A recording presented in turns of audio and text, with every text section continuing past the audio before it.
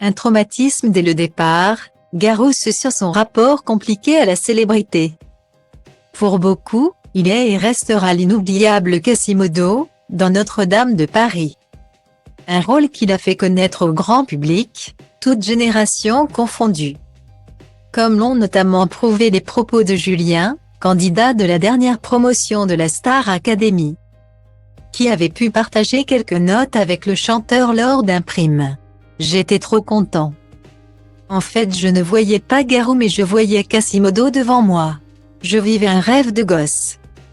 C'était vraiment incroyable, j'étais trop bien. C'était vraiment trop cool, avait-il expliqué pendant le débriefing. Le chanteur québécois, qui a réussi à se construire une carrière solide au rythme de différents tubes.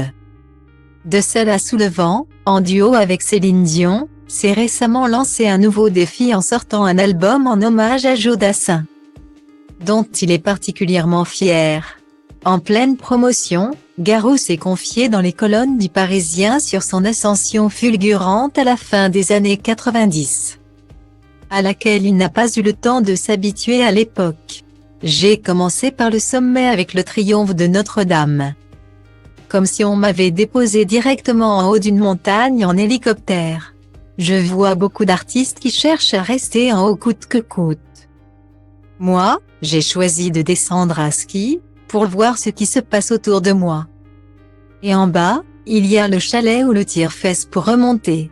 Personnellement, je préfère boire un coup au chalet, a-t-il expliqué, avec l'humilité qui le caractérise.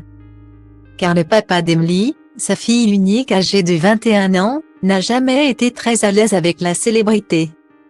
Lui qui ne s'épanouit jamais autant que lorsqu'il est seul dans sa maison, au Canada. Au Parisien, Garou a confié ne pas être très fan des signatures d'autographes. Je n'aime pas ce genre de demande, ma grand-mère vous adore, on peut faire une photo. Avoir un autographe. Je n'ai jamais été à l'aise avec ça, a-t-il expliqué. Puis de se remémorer ses années dans la peau de Quasimodo.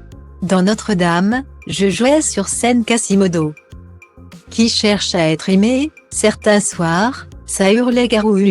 On ne voyait plus le personnage que j'interprétais. Quand je sortais de la salle, c'était l'hystérie.